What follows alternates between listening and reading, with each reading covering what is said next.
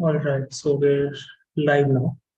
So, very good evening to all of our viewers, and welcome back to another weekly career class. I hope that all of you are doing great. So, today we will discuss a very important topic, which is environment and sustainability. And to have a conversation around this topic, we have with us today Miss Anshika Srivastava. So, a very warm welcome to you, Anshika, and it's a complete pleasure to have you here. So, Um, can I start or? yeah. So I'll be introducing you now. So Anshika, to give you an introduction to Miss Anshika, she is a climate change and sustainability professional. And if you don't know what that is, please stay with us till the very end. I am sure that there's a lot that we are going to learn here today. And Miss Anshika, she graduated in history from Lady Shri Ram College. After that, she did a master's in environment and sustainability from TISS, Mumbai. She currently is working as a senior associate at the Center for Study of Science, Technology and Policy. So Anshika, yes, over to you. You can go ahead now. Thanks, Samarth, and thanks to iDream Career for having this and actually, discussing about this important topic and obviously the career opportunities around it. So let's just start now. I won't delay further. So yeah, so before we jump into actually what careers we have in sustainability and the environment sector, let us actually understand what is sustainability all about. So let's come to our next slide. What is sustainability? And with this, I just want a quick few responses from my viewers or whoever is participating, so I understand, what are your perspectives and perceptions around sustainability. So, any quick responses? Samarth, you can see the chat and let me know what others are responding out there. Sure.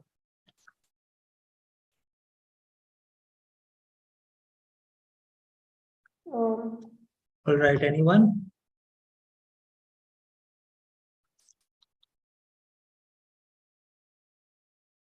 No Okay, one is. nobody yet. Okay. Yeah, to sustain, yeah, there is someone here. To sustain Okay. resources for the future. Right. Okay.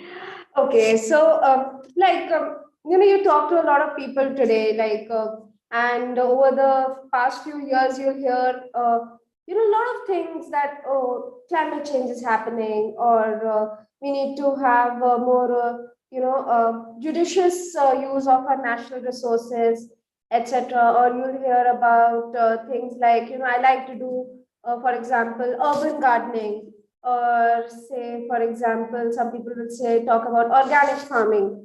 So when we talk about sustainability, and people have varied ideas and perspectives around sustainability, or what sustainable development is, and all of them are correct. Nothing is over the, like, you can't say, oh, this is not sustainable development, or that is not sustainable development, or that's not what sustainability is. So all ideas around sustainability are important, and that's what sustainability, it's a very transdisciplinary thing. It's a very holistic idea, which means having an ability basically to envision a future where you can have a good quality of life, including natural resources like the environment and everything, but also governance and other aspects to come into the play.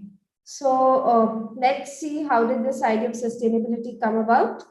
So yeah, if you go through the literature around sustainability, you'll find this on the internet, that it's derived from this Latin word sustainer, which means to hold or to sustain, basically. And one of the first uses of this word was in around 1730 in German Handbook on Forestry, where they wanted to, figure out ways basically on how to have a more, sustainable approach towards the forest, so that it could have better yield or whatever. So they had this approach to the biological resource, that was the forest at that time.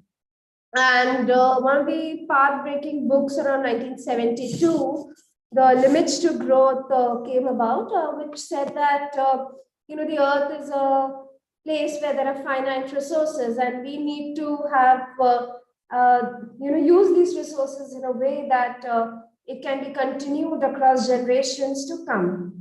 And this Stockholm conference was also there in 1972, which talked about basically environment, and it brought to the fore the environment and human development basically, and it focused that both need to be focused, like environment is also a very crucial aspect of development. And yes, so one of this very, like if you hear kids, if you hear everybody knowing about this very common definition of sustainability. This came about in 1987 when the Brundtland Commission under the United Nations, this was by this president of some country, I'm not remembering the name exactly, but they released this report exactly called the Our Common Futures. And from this, this is a very, widespread definition of sustainability, which means that, talks about the development that meets the needs of the present without compromising the ability of the future generation to meet their needs. And I'm very well aware, like, kids since class like 6th, 7th, you hear these in your science books, EVS books. So this is a very common understanding of, sustainable development, what sustainability is. So I would just focus on this one thing because, like, if you go into the detailed literature, like, depends on, like if you read more about it, there's some understanding that, like, if you're categorizing needs, on what basis would you categorize needs? Because idea of needs would also change from one generation to another generation. They're not going to be same. So that's why there are certain new ideas coming around sustainable development, which focuses on having a more holistic approach and saying that since this idea of need is going to change from one generation to another generation and would mean different things for different people, like for someone in America, the need would be different vis-a-vis someone staying in a small, say, village in Africa. So how do you categorize those needs? How do you understand those needs? So this idea talks about by Amartya Sen is that we leave it to the people to, vision about their future in a way on what they think that is important to them. Yes, it would have the broad parameters of environment and justice or governance and all, but you do leave it to people to, understand what is meaningful to them according to their socioeconomic, backgrounds or their scenarios or their cultural, scenarios. So that is what this talks about, and which is very important. You can't have this one, top-down approach of, this is what sustainability is and this is what it is. You need to have a more bottoms-up approach where you let it be on the people to decide and come together in this understanding of how to envision a more sustainable future. Okay, so yeah, so in present times, if you talk about sustainable development, so this is a very common thing, as I was saying, that it envisions these three basic things, which is the social aspects, which talks about there should be, socially also there should be justice. Then obviously the environmental aspects, what we hear mostly and what we think to be associated with sustainability involves a lot of perspectives around environment, and also the economic aspects. You can't, remove economics out of it and let it be. And yes, for sure, it has to be equitable. It has to be bearable and it has to be viable. If these three things are not there, then it's not going to be a sustainable model. It's not going to withheld, and it's not going to be successful in its, approach. A similar examples you can see is the people, profit, and planet. It's the same thing. Or another way I would like to put it is that the three pillars of sustainability: the social, environmental, and the economic. Okay, so yeah, there were some examples under environment. You could talk about things like climate change, which is one of the biggest pressing issues of our time, or how protection of natural resources are important, because now there's a talk that Earth has finite resources and we need to have a judicious use of resources, and also allocation of these resources in a way where everybody gets basic share of those resources. Or stuff like a lot of people talk about, protection of wildlife species, because human impact has obviously, a lot of species are now at the brink of extinction. So environment do talks about these things. In social, you'll hear about talking about protection of people's rights, giving them equal opportunities, protecting the way of their cultures, and also more democratic form of governance. And economic talks about job creation, something like it's very important, or reducing poverty, business sustainability, all these things.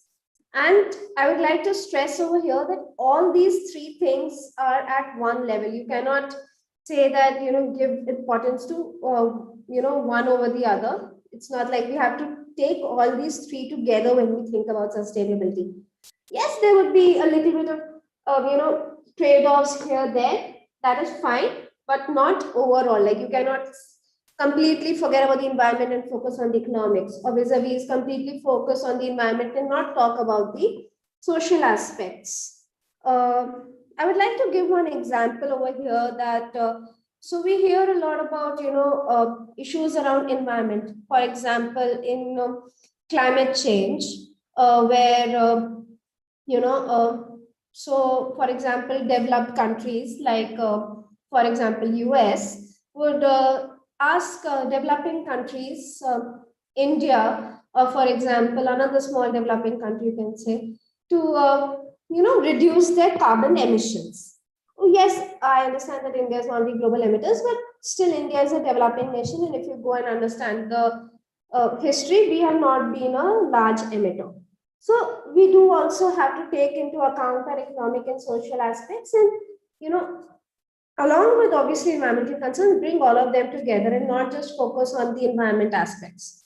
So all these three things have to go together.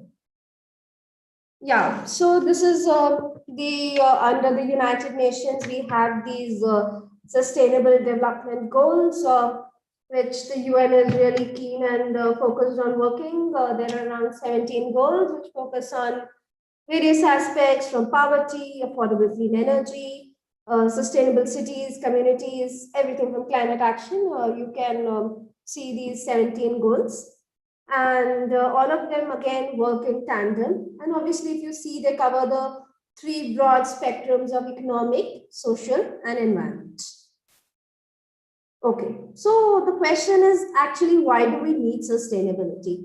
As I said before, it is important because we are in a way racing against time. Climate change is impacting us. Our Earth has finite resources, everything else. So I think everybody knows about how important it is that we take, environmental interdependencies and an impact on the environment into account. Then also that our systems are not designed in a way where we are, it focuses on things which are, it focuses on environmental justice, or it focuses on economic and social justice. That's why we need this idea of sustainability to be embedded in our systems, whether the governance or businesses or education, so that people are aware, they know, and they can work towards it. And yeah, it's the same thing. I won't go much into detail. You can, just this last point is important, that to reach sustainability, humanity must increase its consumption level of the world's poor, while at the same time reducing humanity's ecological footprint, which encompasses that we need to take the economic and the social along with the environment. I think this also reiterates the same. Yes, so as I had said this before, that sustainable development should be based on consensus building, and basically, yeah, as I said, it shouldn't be a top-down approach. It should be more of a bottoms-up approach, and where everybody should come together. It shouldn't be just coming from the top. Okay, so this is a very common concept in sustainability. It basically talks about what is strong versus what is weak sustainability. So in strong sustainability, basically the natural capital, which is basically the, what do you say, the nature, is considered in itself a separate entity and it's not substitutable. Whereas in weak sustainability, you see the total of basically the natural and also the human created things as together. So in that, the national capital is substitutable. This affects how policy making is done. So this is very important to understand, and how decisions are taken, or how you understand sustainability, or how action towards all these protecting the environment, etc., is taken. Okay, yeah. So this is a very important question that we deal with sustainability. Is basically we focus on the interests of the future generation and how do we look after those interests. So, sorry, pardon.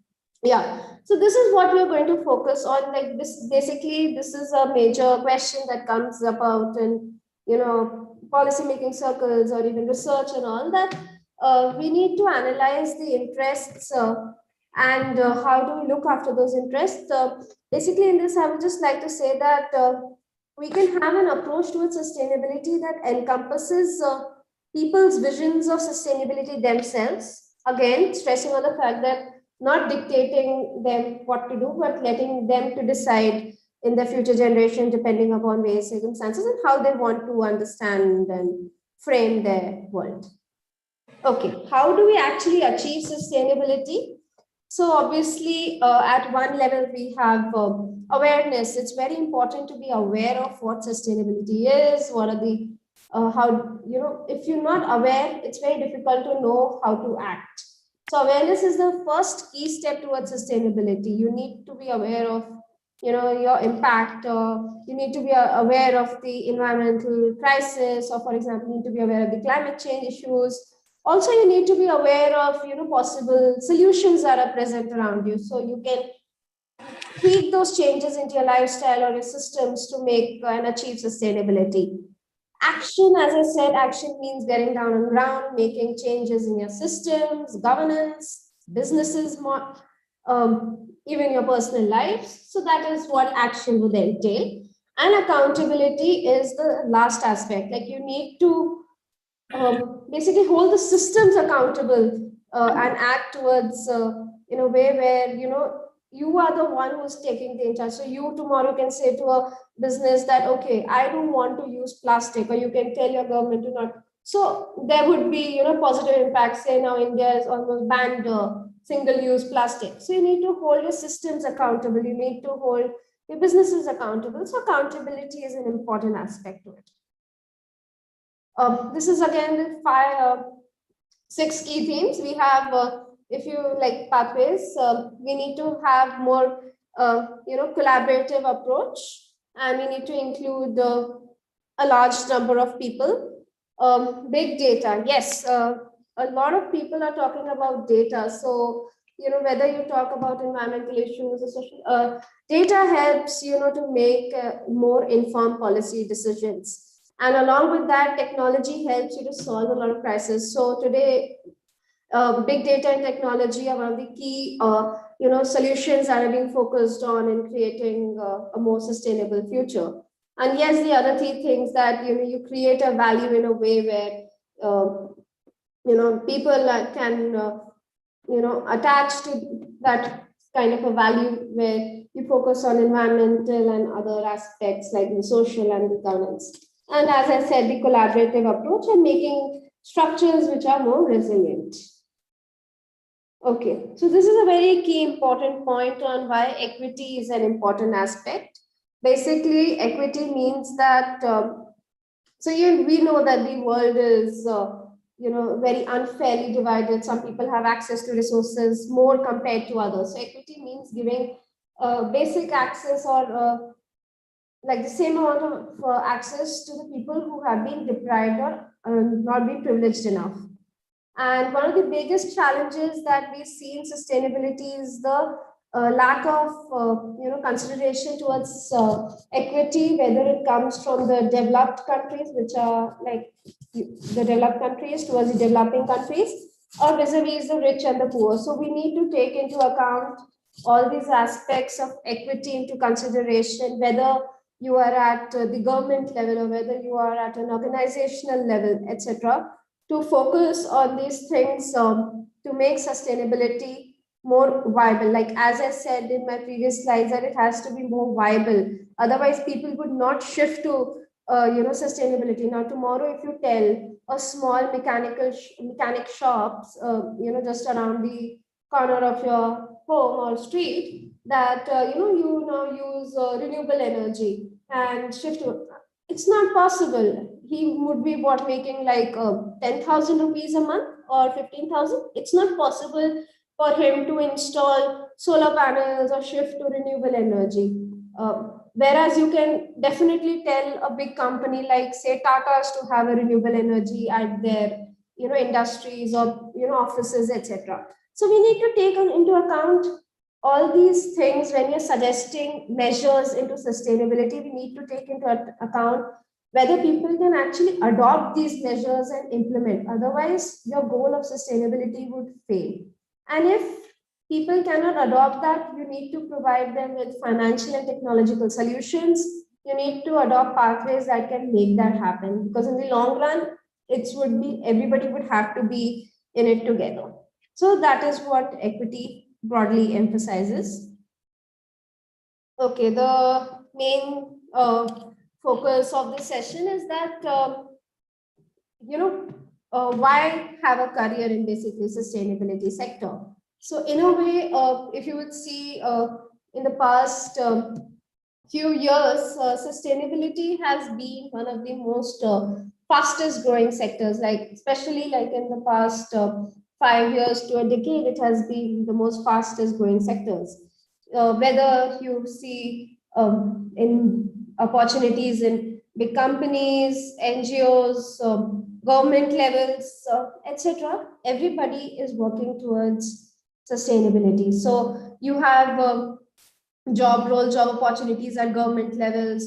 It could focus on, for example, like now the government of India has a national clean air program on National Clean Air Program. So yes, the government also has these various policies focusing on environmental issues, social issues, economic issues. So at a government level, you can work with the government. Then you have various NGOs at both national and international level working on these issues. Then think tanks. Think tanks are there. They mostly work in association and tandem with the governmental bodies in assisting them with research and implementation of various programs. Then research and educational institutions also majorly work in tandem with the government and sometimes along with independent bodies producing research. And journalism, citizen awareness. So you see a lot of journalists or media houses, whether be it print or electronic media, covering issues of environment or sustainability. So the obvious things that obviously you read about every day is climate change, air pollution. These things affect people. So obviously you would not read like too much of scientific things, but simple things like extreme weather situations attributed to climate change. I see a lot of obviously issues around air pollution because it affects people's health. So obviously they do focus on the specific issue environment, but broadly these things do come under sustainability. And then you have businesses and all focusing on corporate social responsibilities. One of the big things under that, they have a lot of things on environment and other aspects. And then you have a lot of these businesses have to do non-financial reporting, in which they have to focus on other aspects in terms of especially what they're doing towards the environment or how they're mitigating the impact of environment. I know a lot of businesses who plant trees or do other things to offset their carbon emissions by this percent. So I'm seeing a lot of these businesses now going towards a more greener side. Obviously, so they could have multiple reasons for that. One of them could be obviously just social branding, because people are demanding these businesses to be cleaner. Also because these businesses have investors and all who are focused towards a more greener future. So that also affects. And then third entity is the government, which actually regulates a lot of these businesses and to maintain environmental standards. Okay, so this picture actually gives you in a nutshell what are the work possible job opportunities or etc. around various aspects. So in government policy, like you could work under policy analysis, you could have political campaigns around simple issues like for example water pollution, air pollution, etc. You could do political consulting along with the government bodies on environmental issues, basically provide technical expertise to government bodies. So a lot of governments need technical experts. They reach out to people and they hire people. If you see MOEFCC's website, it would want technical people who have knowledge on environmental issues to hire them, who provide these inputs to the government to design plans around sorry, on sustainable development, or how to create a more environmentally sustainable city, etc. So you can definitely see government making a lot of leaps towards that. Then you have things like environmental. You can work in the space of environmental law, environmental engineering, so etc. Or urban planning, conservation, lobbying, energy management, etc.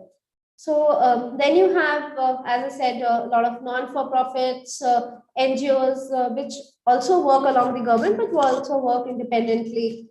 And then you have various other research institutions working on various aspects like ecology, chemical engineering, and then, as I said, journalism, other things, and then sustainable finance, corporate sustainability, CSR, all those things come under social enterprise and businesses.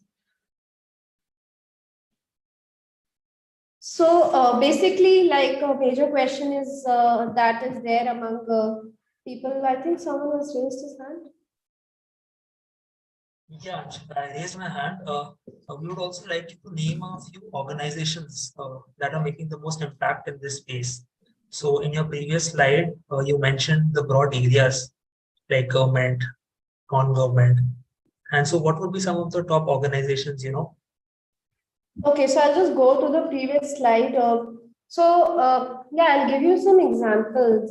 So for example, like in businesses, for example, I worked with IndusInd Bank in around 2019, and they had this program under CSR on environment, and they were very keen on working towards a lot of environmental issues. So and they had partnered with a lot of organizations which were working on ground level, such as restoration of lakes and all. So one example, like, so IndusInd Bank is it's a bank and financial bank. So yeah, so one of them would be like this. Similarly, you have all these things of corporate sustainability in other banks also. Like I keep on reading about it, like ICICI, HDFC, I think all of them. Similarly, I think Tata's and all these big companies also have a very strict mandate around corporate social responsibility.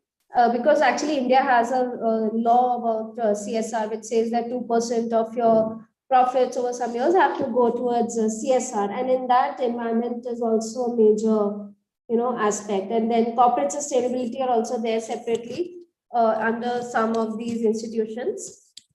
NGOs, I would like to take some examples, would be So we have big international NGOs like Worldwide Fund, which is like WWF, or Water Aid for that matter, or and then there are these a lot of ground level NGOs have actually come up.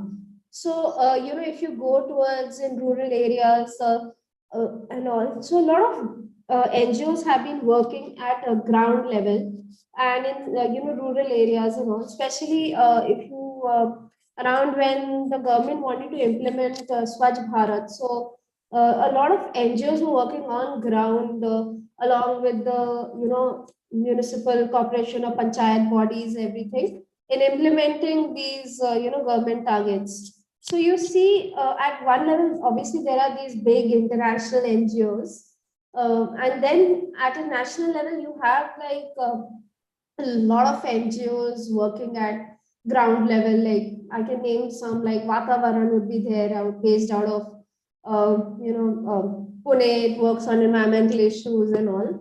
So like I cannot remember names, but even if you like type like NGOs in Delhi, you will have like a list of 10 NGOs. Swechha is there, which is working on urban afforestation and reducing air pollution and other issues. And they work a lot with school kids and all, and sensitizing them over on the issues of environmental, like whatever environmental concerns are there. So you have a lot of NGOs, and they do a lot of tremendous amount of work on ground and going to different areas and working with them. And they don't work in isolation. So majority of these NGOs do work along with government, and maybe they might be involved in a project with the government to implement their objectives, or they might be involved like a business company, or someone like Tata might have invested or funded these NGOs to carry out their objectives. So all of them work in tandem. If you see the landscape of the sustainability space, a lot of them work in tandem. And think tanks, like my think tank, like Center for Study of Science and Center for the I work at the Center for Air Pollution Studies at CSTEP, and here we work with governmental bodies, basically the state pollution control boards and the central pollution control boards. So a lot of these think tanks, they work with the government because their research actually assists the government in making more stringent policies, and they provide the government with a lot of technical expertise. Similarly, research institutes for matter. So, for example, I'll just take a very close example of what I'm working in. So I'm working in the sector of air pollution, right? And our organization is a think tank.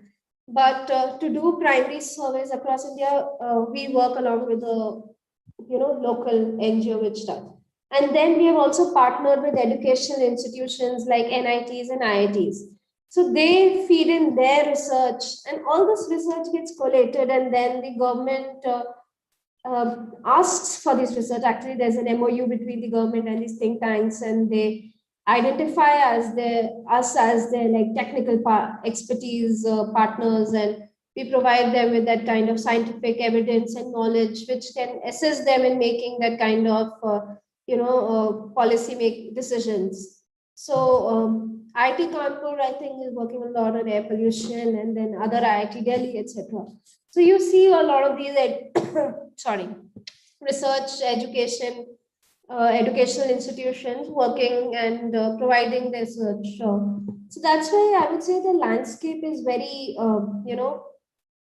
actually, none of them work in silos. They all work in, in a more collaborative effort and in a very joint manner, so to achieve the targets. And that's how this space is structured.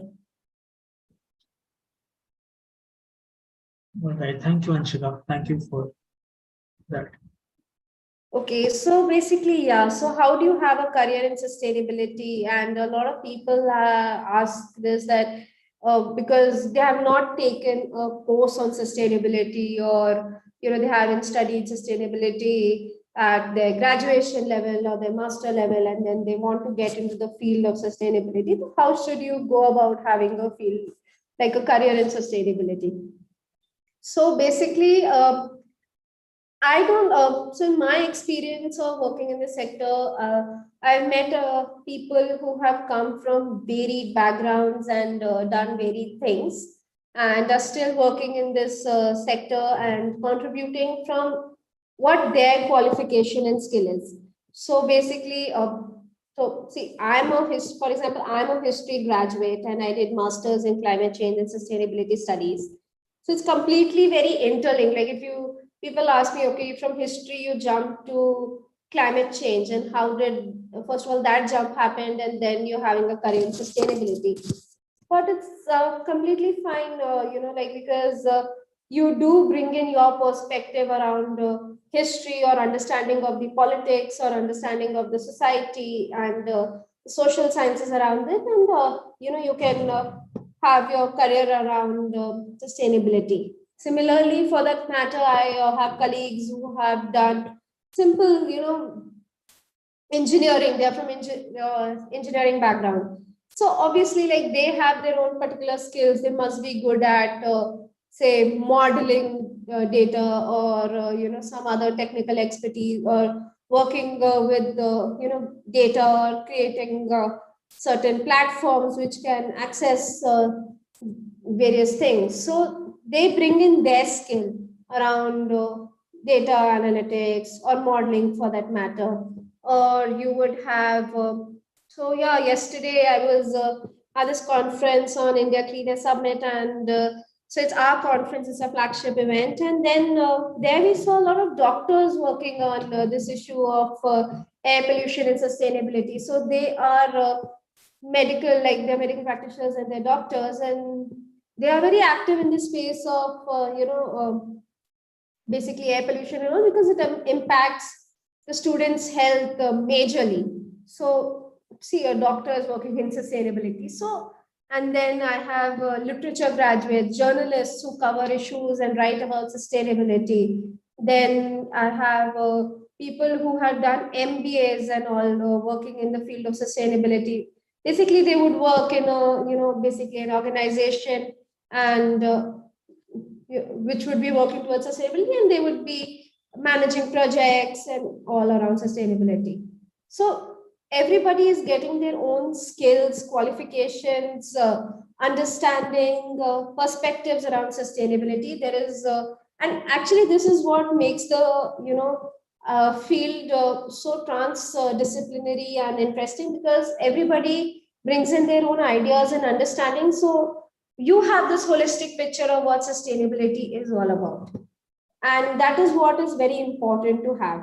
So to any young person like passing out of school or young graduates, I would just want to, highlight these 4 important questions, is that you should know about, what your skills and qualifications are.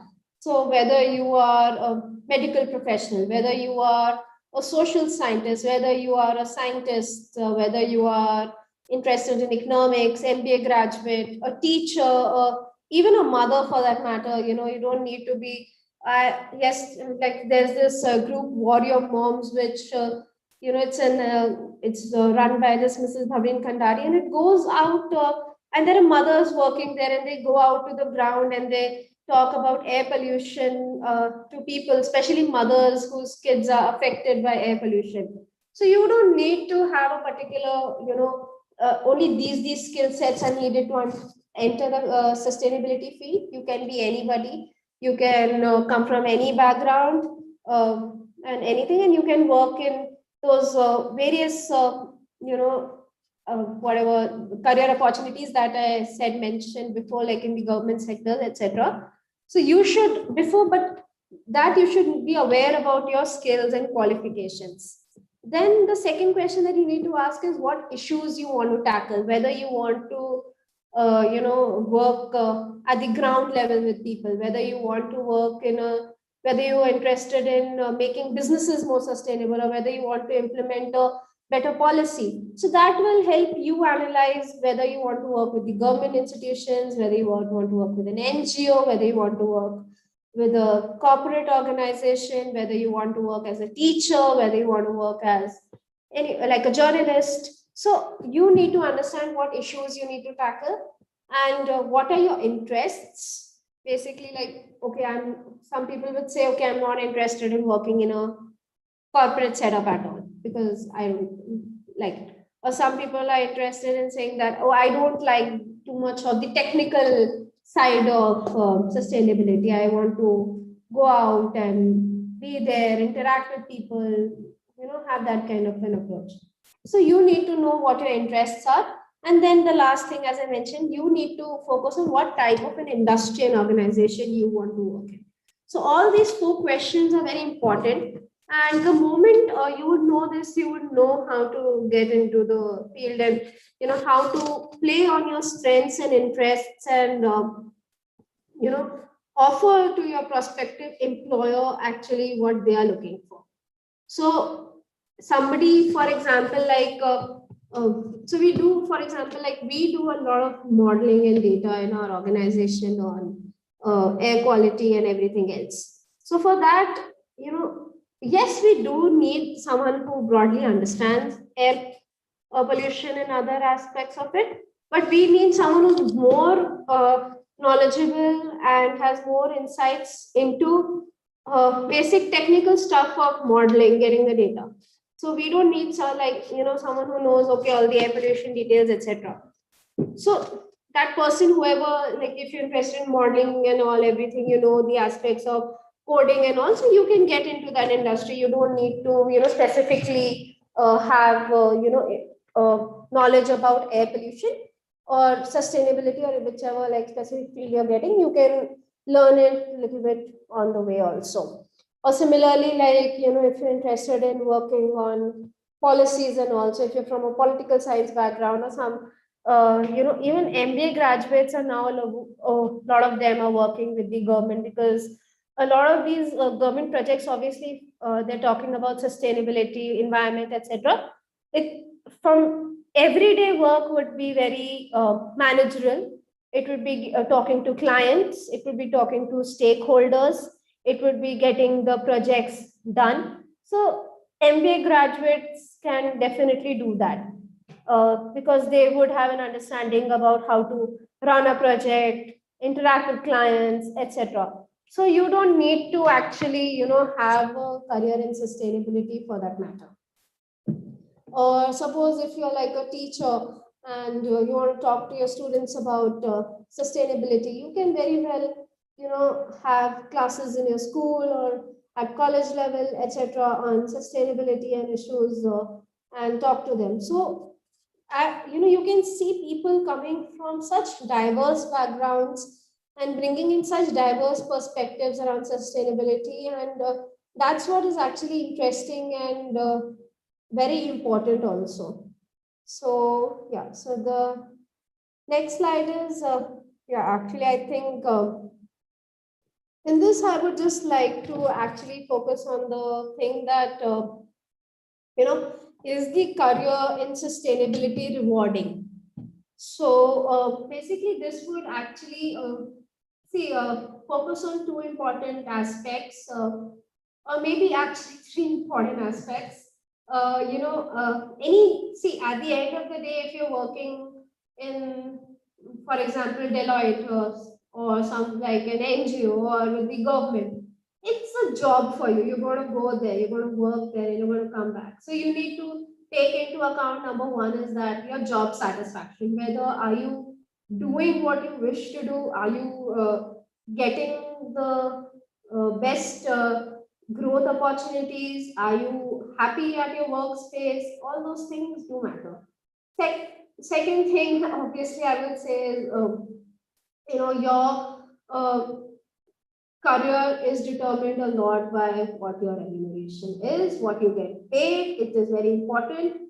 People actually oversee that. They say, oh, NGO में काम कर रहे हो तो ऐसा कम दे सकते हो. It is fine. It's not fine. Everyone needs money to survive, and it's a very hard reality. And And let's say just accept it. You need good money at the end of the day or at the end of the month, and to make you feel nice and rewarded for your work that you're doing at the office or wherever you're going.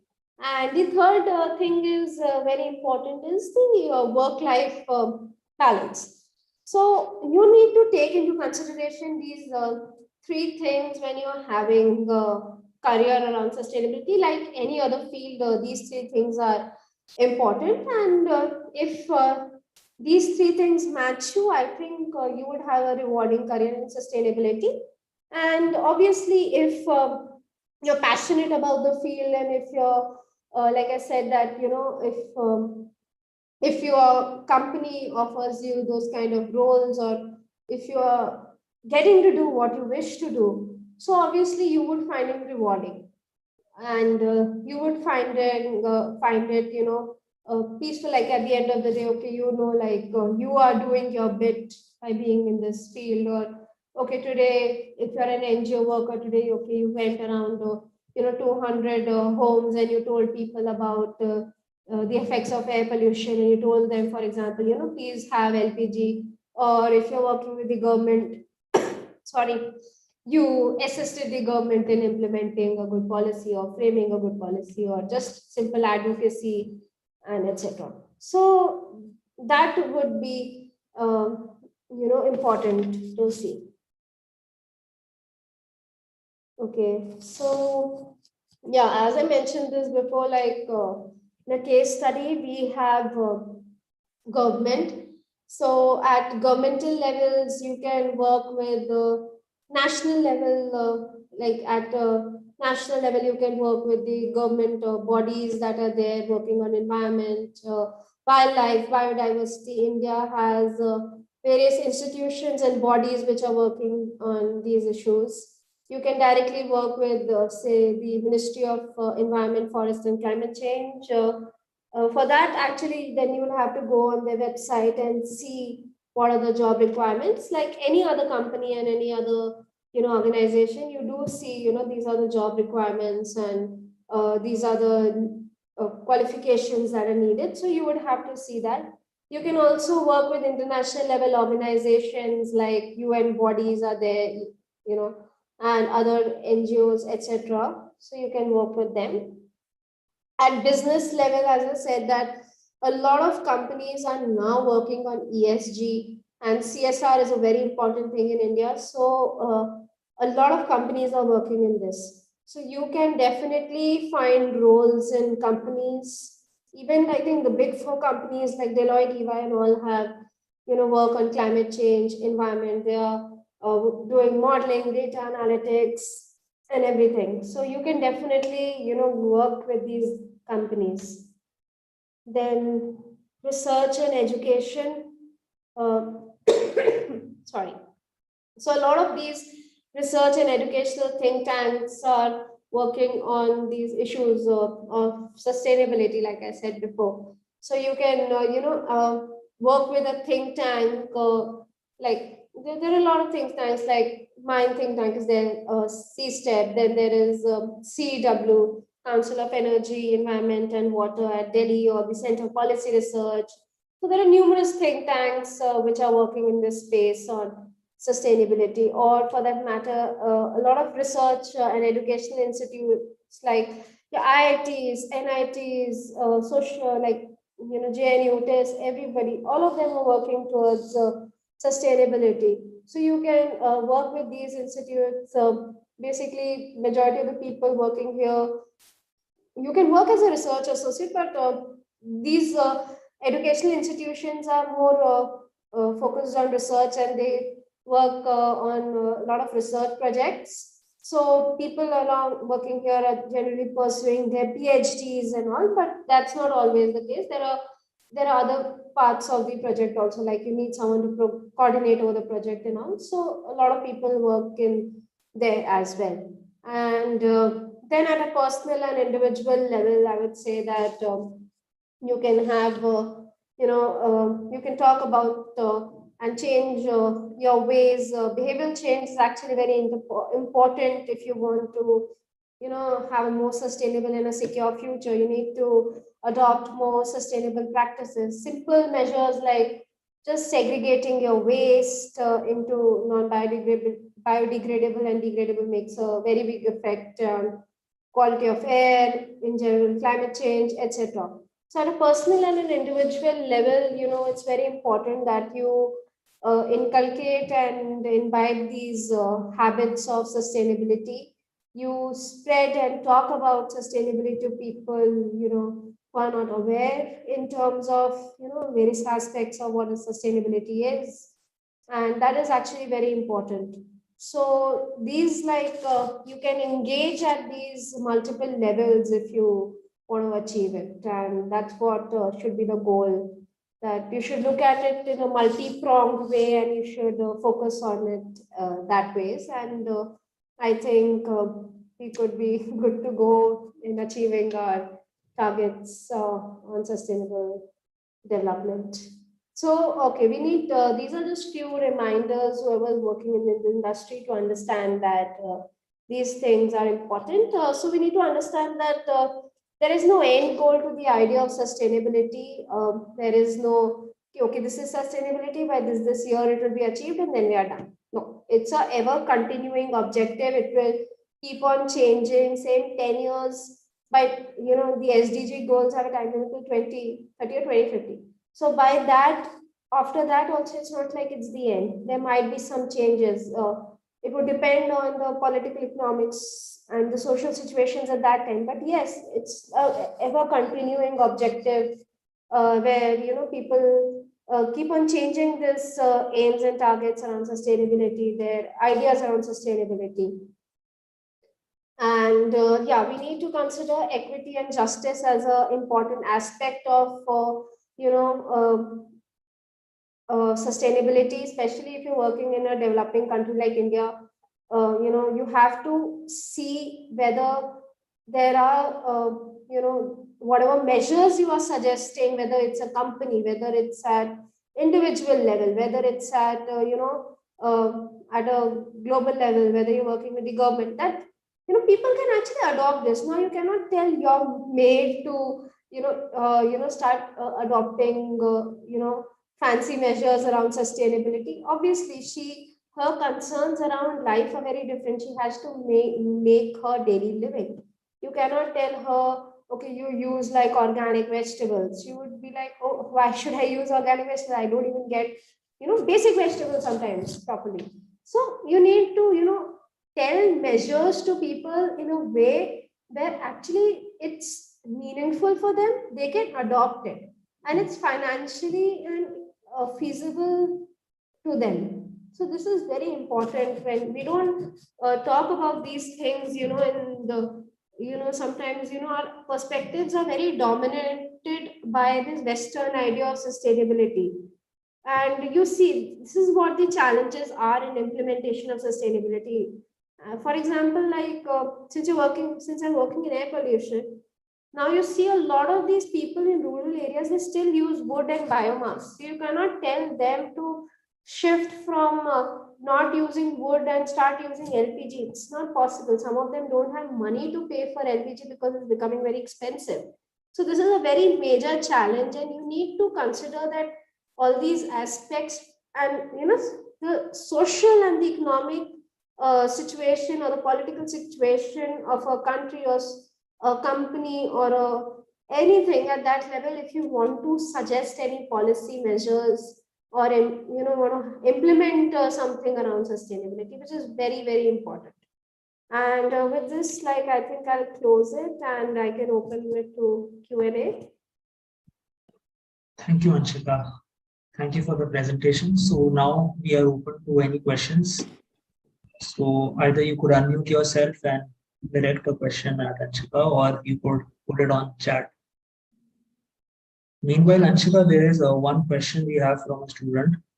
Okay. I'm a little unclear. So I have a question: what careers in this space are good for someone who loves to work with people but has a reserved nature? I'm sorry, you were not audible. Can you please repeat the question? So what careers in this space could be good for people who love to work with people but have a Okay. reserved nature. Okay. So if you have a reserved nature, I think, and you love to work with people, actually, it's kind of very So not contradictory. directly. So yeah. So I clarified. So not like directly, maybe in the capacity of say a psychotherapist, they prefer one-to-one conversations with people instead of, Okay. yeah, Okay. So someone who would prefer one-to-one conversation with right, people and and wants to work towards sustainability. correct. I think NGOs would be a good option. You necessarily not interact with a lot of people, but it also offers you a lot of opportunity to go and talk to people at a personal level also. And in that organization, you can go and interact with people at a one-to-one level. And if you're actually keen on working with people, it also gives you an opportunity on ground to be there and see actually what is happening. So that would be there.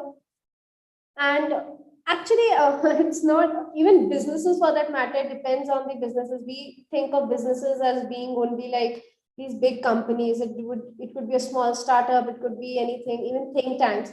So that nature that would depend on how your organization is structured. Actually, it doesn't matter in which whether it's an NGO or whether it's a business or etc. That would actually depend on how your organization is structured. And to answer this question actually very correctly would be when you're applying for a role, right? Just see what your job description demands of you. That would give you a very good idea about what it actually entails. And when you go for an interview, ask your employer what it actually entails, or if you know someone, talk to them. Okay, if I'm going for this role, or what is my job going to be like, or just visit the company's website and you'll get a really good idea of what work they are doing. So that would be because that would actually help you and find that suitable position where you what you wish to do you'll do. So that would depend on that So actually. very quickly, we'll just move on to the next question. So there's one question. I'll just frame it a little broadly.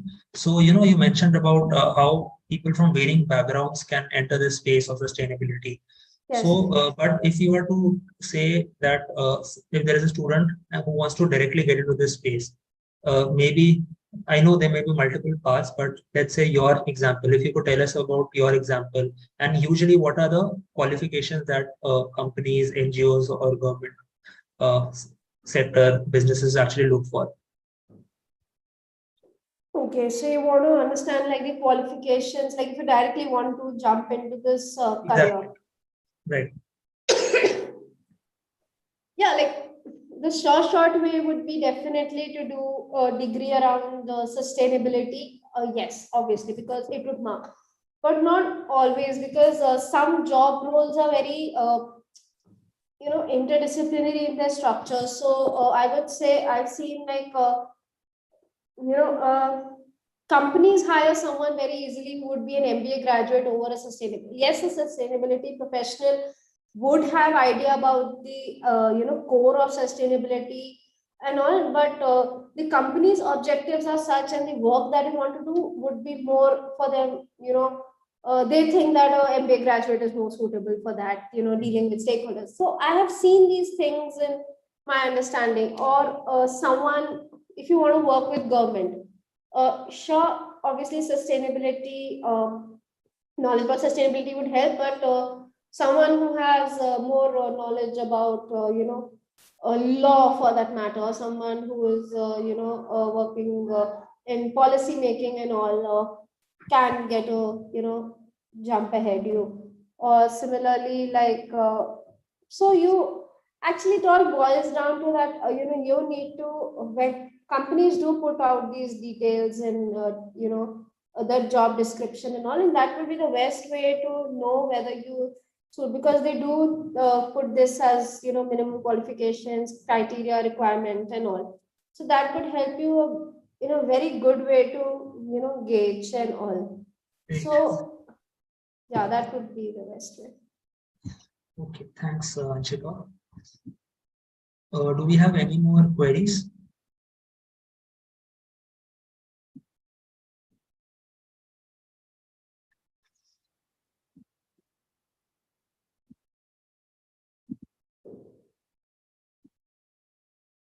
All right, so we do not seem to have any more queries now. So we'll be closing this session. Thank you, Ms. Anshika, for the very insightful session and for also addressing all our queries. And to all of our viewers, we also provide career counseling services. So if you have any further queries or if you require help in planning out your career, please do reach out to us. I'll be pasting our contact details in the chat. Okay. Thank you. Thank you, Anshika. So see you next time, everyone. And now I'll be ending the session.